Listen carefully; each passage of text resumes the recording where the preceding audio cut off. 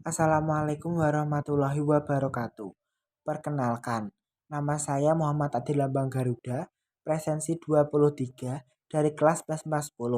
Di sini saya akan menjelaskan tentang sejarah Desa Bakaran, cerita Nyai Sabirah, cerita sumur di Punden Bakaran, tradisi Haluki Demang, larangan atau pantangan yang ada di Desa Bakaran, tradisi mubeng punden setelah menikah, dan asal muasal batik tulis Bakaran.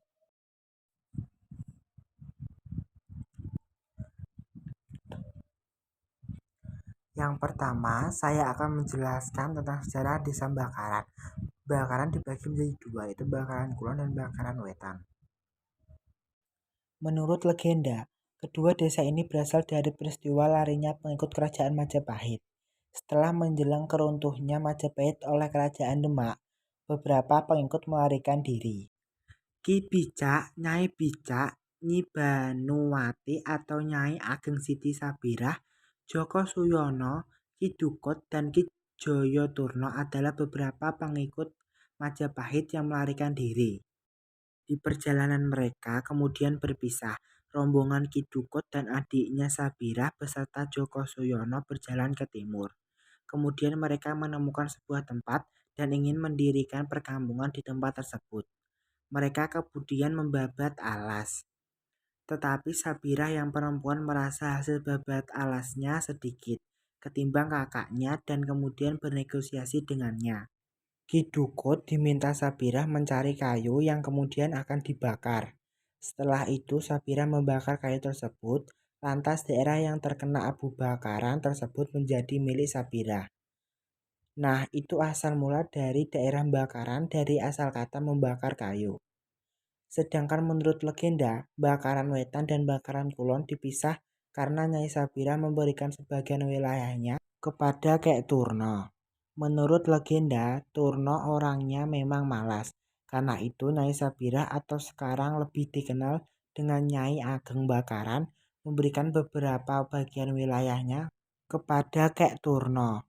Kalau menurut legenda, Turno orangnya memang malas. Karena itu Nyai Sabirah atau sekarang lebih dikenal dengan Nyai Ageng Bakaran memberikan beberapa bagian wilayahnya ke Turno, sehingga Bakaran Wetan menjadi milik Nyi Sabirah dan Bakaran Kulon saat itu menjadi milik Ki Turno.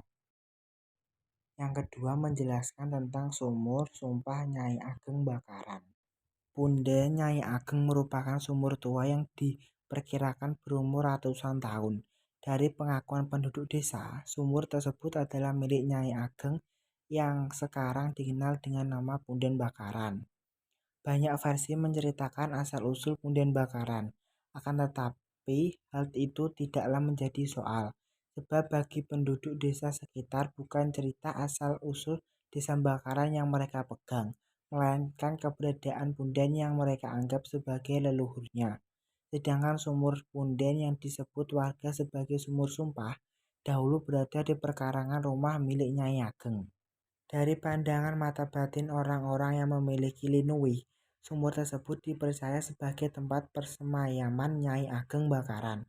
Dari pengakuan penduduk desa, sumur Nyai Ageng kerap dijadikan sebagai tempat untuk menguji kejujuran, membuktikan siapa yang salah dan siapa yang benar. Oleh sebab itu, warga menyebutnya dengan nama sumur sumpah. Dilihat dari dekat, sumur sumpah tak seperti sumur biasa pada umumnya. Sumur tersebut berada di dalam ruangan khusus, diberi kain penutup kelambu. Lubang sumur ditutup dengan menggunakan papan kayu. Sekilas jika belum pernah berkunjung ke Punden Bageng, pelaku ritual akan menyangka jika sumur keramat yang mereka datangi adalah tempat pemakaman. Karena di atas papan kayu penutup lubang sumur banyak berteparan bunga dan sesaji. Selain bunga mawar, ada juga sesaji buah-buahan, pisang setangkep, kinang suruh ayu, songsong payung, dan sesaji lainnya. Sesaji-sesaji ini adalah persembahan para pelaku ritual yang ingin ngalap berkah di sumur Mbah Ageng. Yang ketiga, larangan atau pantangan di Desa Bakaran. Yang pertama, larangan membuat rumah dengan batu bata merah. Masyarakat Bakaran sampai saat ini tidak memperbolehkan membuat rumah dari batu bata merah. Hal ini disebabkan bangunan pertama Nyai Sabirah adalah sumur yang ternyata terbuat dari batu bata merah. Untuk menghormati pepundennya, warga tidak mau membuat rumah dari batu bata merah. Yang kedua, larangan menjual nasi. Yang ketiga, larangan mencicipi makanan apabila memasak untuk kenduri yang berhubungan dengan acara di petilasan Nyai Sabira. Yang keempat, harus meledang bayi yang baru lahir dan pengantin. Yang keempat, tradisi mupeng punden setelah menikah. Di balik asal-usul desa Bakaran, warga Bakaran memiliki tradisi yang sangat unik, yaitu bagi mereka yang baru saja melaksanakan pernikahan harus mengelilingi punden Bakaran. Tradisi ini merupakan adat istiadat di mana mempelai pria dan wanita harus mengelilingi punden Nyi Ageng setelah dinyatakan sah oleh penghulu. Konon ceritanya, jika pasangan tersebut tidak melakukan tradisi ini, maka bencana akan menimpa mereka. Menurut beberapa orang yang merupakan penjaga punden Nyi Ageng, tujuan dari tradisi ini yaitu untuk menghormati Nyi Ageng sebagai pendiri desa.